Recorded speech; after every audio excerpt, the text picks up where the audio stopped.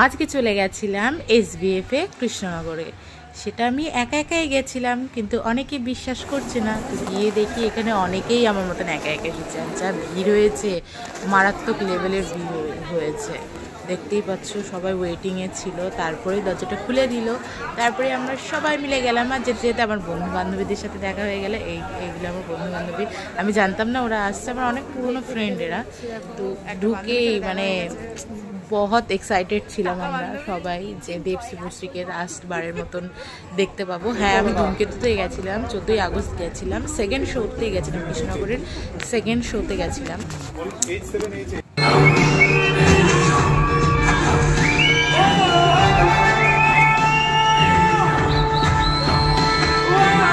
হলের মধ্যে চিৎকার চেঁচামেচি শুনে বুঝতেই পারছো কতটা এক্সাইটেড সবাই।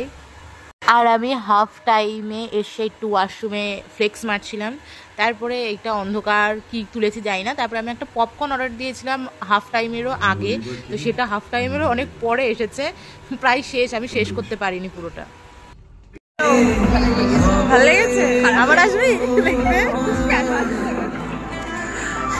যেহেতু মুভিটা অনেক বছর আগে, তাই সেরকম মানে কাহিনী ছিল, ভালো লাগছিল, কিন্তু আমার মনে হচ্ছে কিছু কিছু ক্লিপস হয়তো মিস ছিল, আরো বেশি কিছু থাকলে ভালো হতো। এ বলছে বইয়ের আগামাতা কিছু বুঝলাম না, বলছে বইয়ের আগামাতা কথা লিখছে। জানি না সন্ধ্যার পরে র্যাপিডোদের কি হয়, খালি ক্যান্সেল করে দেয়।